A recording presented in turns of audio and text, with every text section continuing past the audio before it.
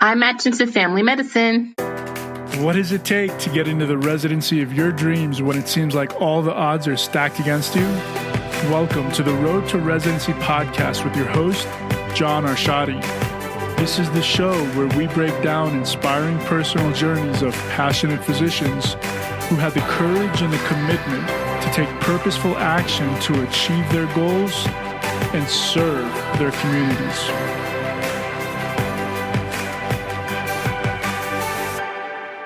All right. Hello, everyone, and welcome back to another episode of the Road to Residency podcast. My name is John Arshadi, and today I'm talking to a dear friend and colleague of mine, Dr. Kenya Bingham Psalms. I met Dr. Psalms about 3 years ago when I was teaching Step 2 courses at the Institute of Medical Boards. Dr. Psalms has always been such an inspiration to me as I witnessed her persevere through many challenges, including studying for the USMLEs while raising a family and holding down multiple jobs. She's come a long way since then. She's a US IMG. She's had multiple attempts on her exams. She's gone through many obstacles to get to where she is today. But despite these obstacles, I'm proud to announce that she matched this year into her specialty of choice. And she's excited to share her story and share some tips about how you can do it too. Without any further ado, here's Dr. Psalms. Hello, Dr. Psalms. Welcome to the show. Hi, John. Thanks. I'm so happy to be here. Thanks for having me. It's great to have you. How are you doing today?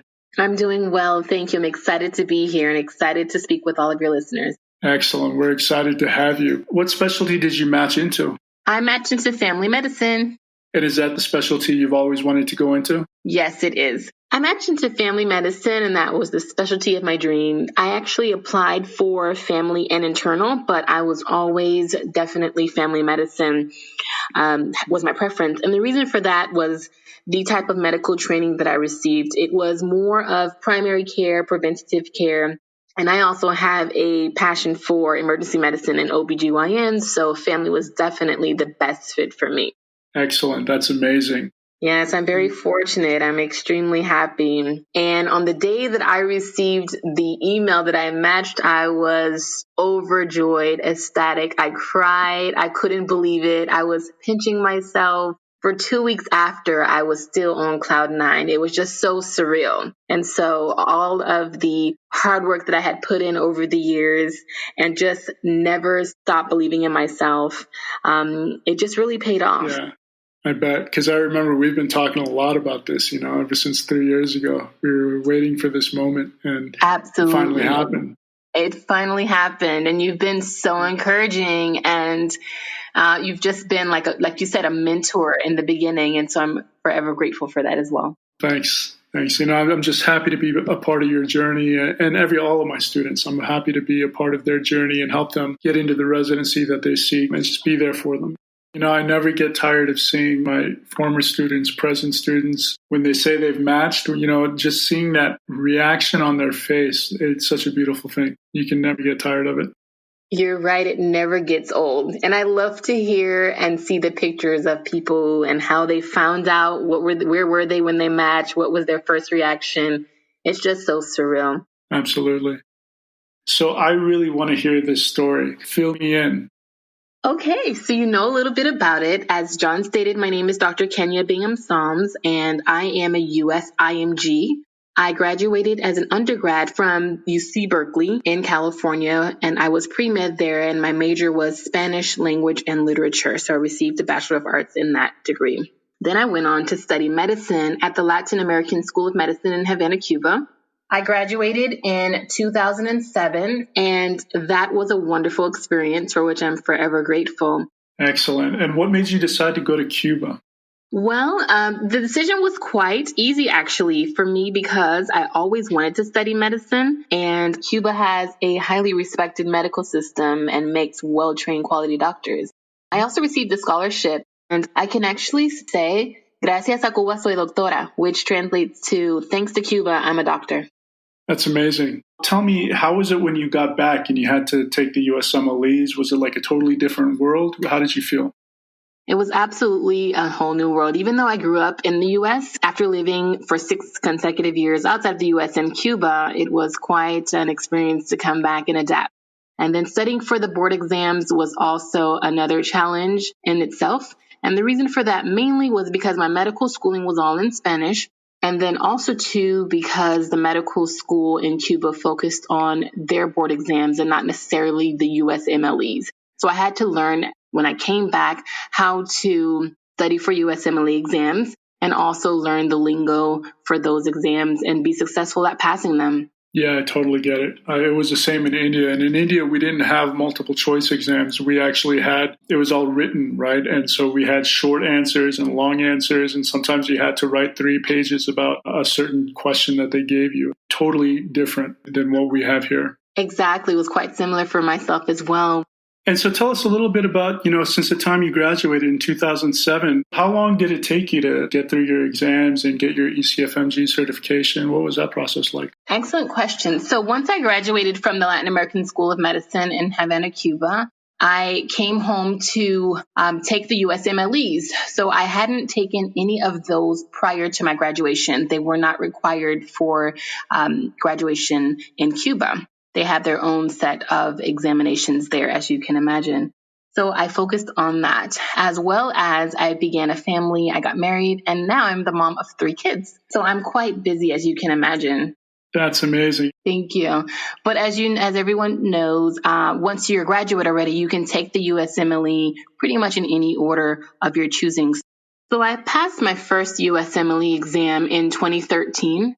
And that was the CS exam that I sat for first. And then after, I studied for step 1.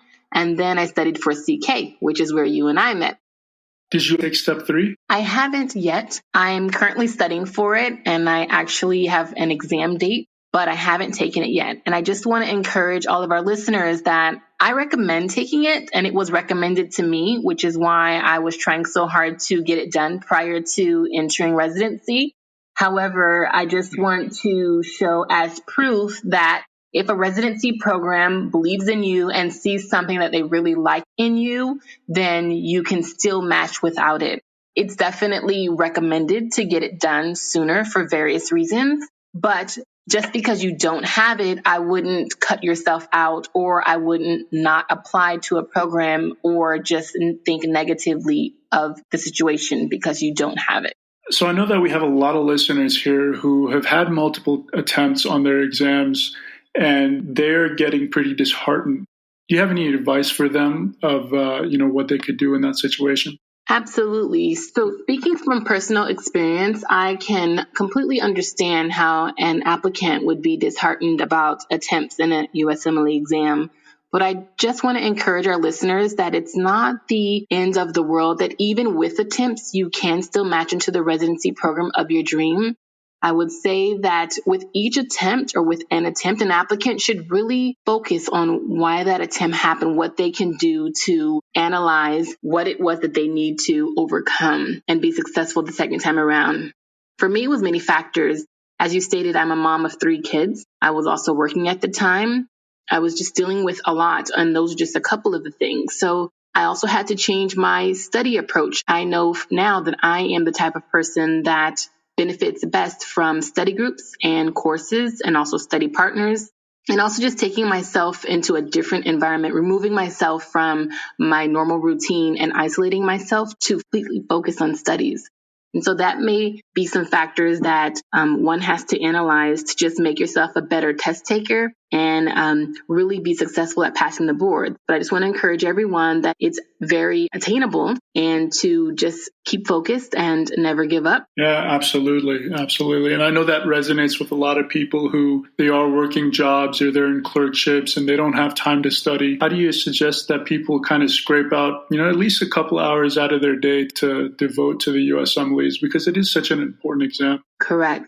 So I think it's going to take a lot of self-commitment, and you're going to really have to push yourself to the limit. And this is exactly what I did and what I recommend people to do.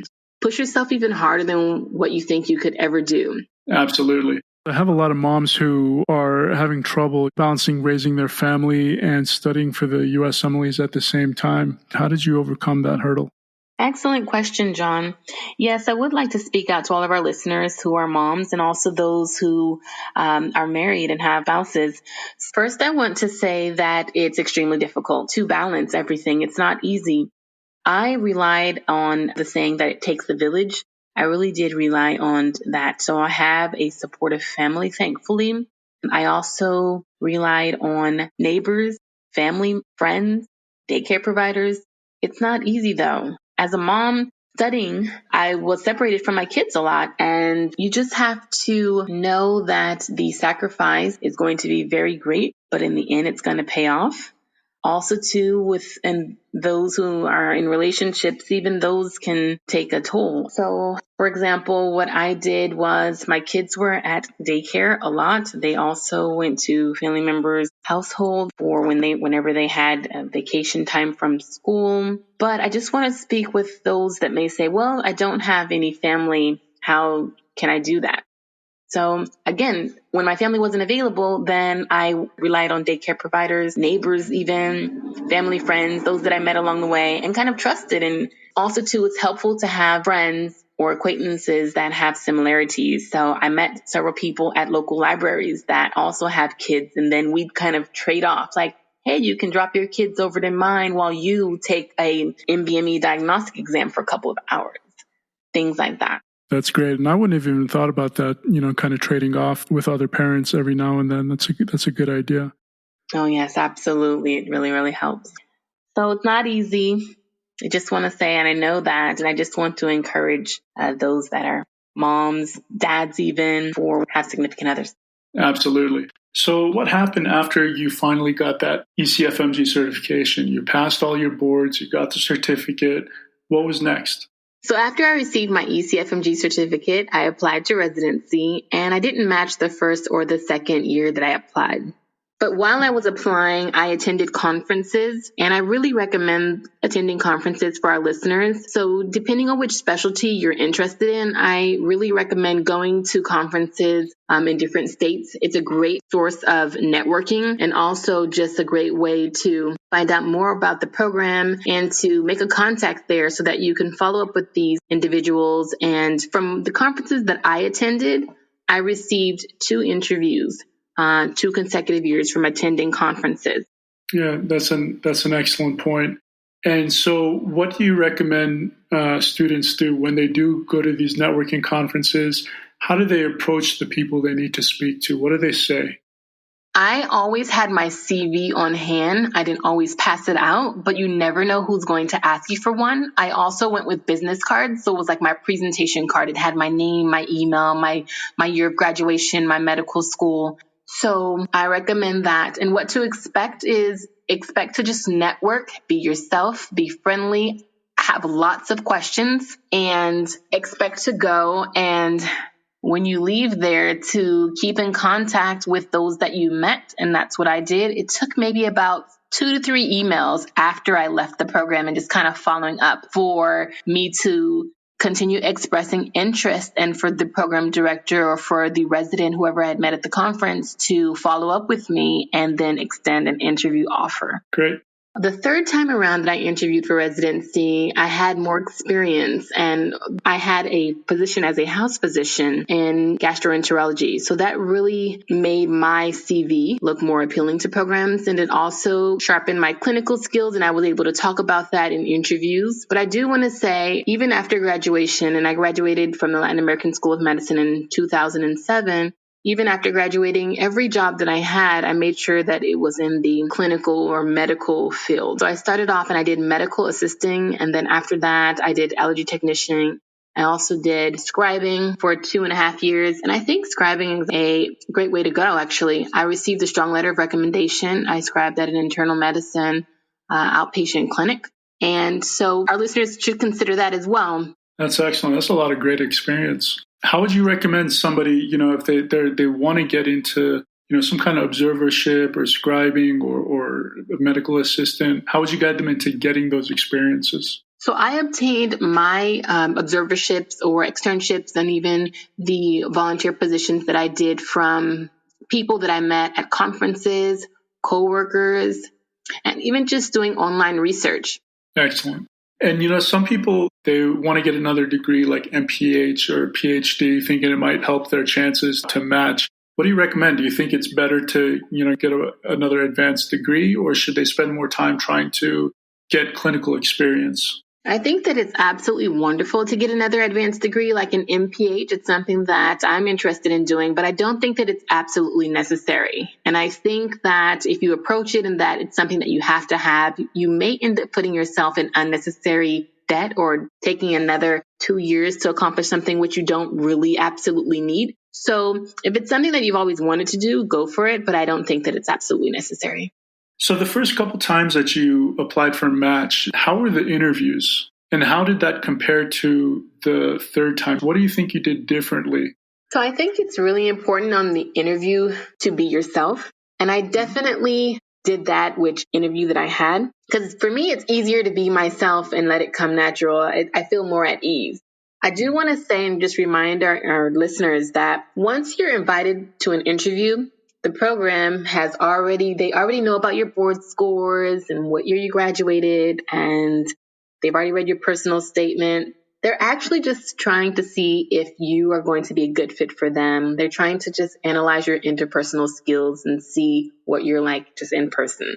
So you should really be yourself. Interviews, as we all know, they're really long. And so it's kind of hard to hold onto a facade for 8-9 hours. You should just really be yourself. And you should also be interviewing them at the same time. They don't really have to necessarily know that that's what you're doing, but just really just analyzing if you think you'll be a good fit for that program. For sure. And what are some tips you can provide, or what are some exercises that candidates could do to really ace that interview? Because we all know how important that interview is.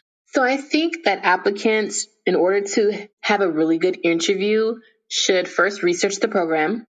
They should know everything about the program and typically the people that they're going to meet on interview day. Just kind of do your internet research and read the brochures that you may come across and just kind of become as well versed as you can, because it really helps in your interview. It'll put you a lot more at ease. It'll show that you have genuine interest in the program and you'll just feel more prepared. Another thing that you can do is always practice interview questions. I know it's something that I did. I practiced with a study partner. I practiced as well by myself with a family member, just to kind of go through the most commonly asked questions. And you never know when a program is going to ask an academic question. So always brush up on the academic questions as well. You just don't want to be caught off guard. But most importantly, you should be yourself. You should let your true personality shine. Whatever your star qualities are, you should make sure they know that. For me, I'm a very talkative person. I'm an outgoing person. I'm warm. I'm pretty genuine. And so I try to make that shine through. I know nerves can be at an all-time high on interview day, but it's really easy when you're just being yourself. That's beautiful. So what was the hardest interview question you got? So the hardest interview question that I had was actually in a group setting. And this particular program asked me and the other applicants on that day to build a train station with some wooden blocks. And we had to do it in a time setting. I think they gave us maybe a minute to do so. And the reason why it was a difficult question per se was that it was more unexpected. It was a little weird. But I think that they were just trying to analyze our interpersonal skills and how well we worked with others, worked in a group. But I did have one-on-one interviews. And I think, again, just the academic questions, just to make sure that you just read the most commonly asked stuff so that you're prepared. Right. Yeah, it makes total sense. What about the application? Is there anything that candidates could do to really brighten up their LORs? How should they tell people to write their LORs so that they'd really stand out? I think that your LORs should first come from someone who you believe can write you a really strong one. And it's someone that you have known for at least a few months, because you want to really make sure that they're writing you a strong letter. And I think it's okay to ask them. I think it's okay to say, do you think that you'll be able to write me a strong letter? And you can kind of gauge maybe from their reaction. And some people are really honest and they'll say, and I've had this happen to me as well, like, I haven't known you for that long, or maybe so-and-so would be a better person because they were your preceptor or they worked with you a little closer than what I did. So you have to really appreciate that honesty, because at the end of the day, you really want a letter that's going to make you shine. And then pick your letters. It's not always about the quantity of the letters that you have. It's about the quality. So you just really want to make sure that your letters are strong letters. And so maybe instead of you submitting 4 letters of recommendation to a particular program, you may only submit 3 of your strongest ones. Excellent. That's some good advice. And what about the personal statement? Did you find yourself revising your personal statement over and over again, or was it just you wrote it once and you were done? No, my personal statement was actually a work in progress, and you want to be really happy with it. And so what I recommend is telling your story, what you really want your program to know. So for me, it started off with I talked a little bit about my upbringing, and then I moved into my undergraduate years, and then how I chose to attend Cuban medical school, and what that was about. And then for me, I knew it was important for my year of graduation to really highlight my clinical skills now and what I was doing. And so I spoke about what I was doing as a house physician at this current time and highlighted that and how it was very in line with what I wanted to do in a program. Right. And a question that I get very often from my students is, are scores and multiple attempts and maybe, older year of grad, is that something that you want to address in your personal statement, or do you want to, just keep it positive, focus on your strengths, focus on the things that you can bring to the program?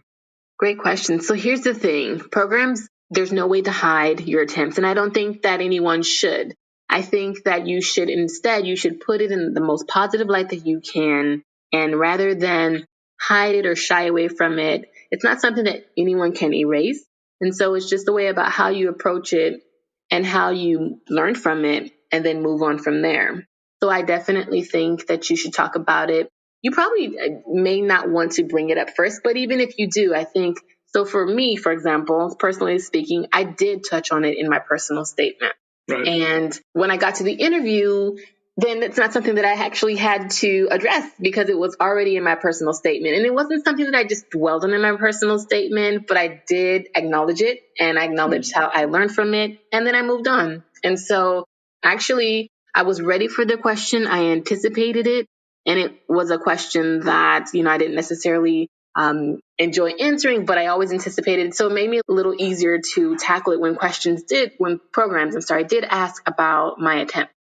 Excellent. So I have a common question amongst applicants are, what are the IMG friendly hospitals? And is IMG friendly really a thing, or is it just a myth? Well, I think that the IMG friendly isn't a myth. I think that it does have some truth to it. But I would also like to encourage our listeners that just because a program doesn't say that it's IMG friendly doesn't necessarily mean that you should, if it's really the program that you like, to pursue it. Because I find that there are some programs that make exceptions and you just never know when they're going to do that. So you should, if it's a program that you really like for very strong reasons, I think that you should still pursue it regardless of if it's IMG friendly or not. But I also think that you kind of have to have some kind of segue into it. And what I mean by that is if you know someone there or if you've connected with someone there, then I say go for it, even though it's not IMG friendly. But if you're just kind of throwing your money out there and just checking the box and just submitting your application, then maybe I would say no if you're doing it like that. Good. That's really helpful.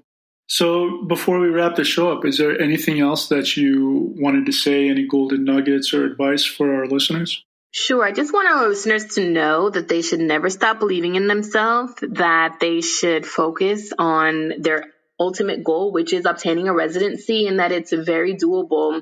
It may come with some challenges, but the end goal is very attainable. And I believe in each and every one of you. That's beautiful. That's excellent advice. So just really quick, before you go, how can our listeners get in touch with you if they have any further questions? Absolutely. So my email address is kbingmd@gmail.com. And they can also reach out to you, John, and then you know how to contact me. I'll be happy to speak with anyone, advise anyone in any way I can. Thank you so much, Dr. Psalms, for being on the show with us today. It was a pleasure having you. Thanks so much for having me, John. You're very welcome. Hopefully we'll see you on the podcast again soon. I would love to come back. Absolutely. We'd love to have you back. If you haven't already, please subscribe, rate, and review the podcast. Share it with your friends. Get this message out there because this is a time where a lot of people are skeptical and they're saying, I'm an older grad, I'm an IMG. it's getting more difficult for us. What do I do? Well, we want to show you that there is hope. Actually, right now is the best time to match as an IMG. Our match rates have gone up from about 48% in 2010 when I graduated to 61% this year. And that's a significant jump. So you can do it. You will do it. Just don't give up. And I hope to see you in the next episode.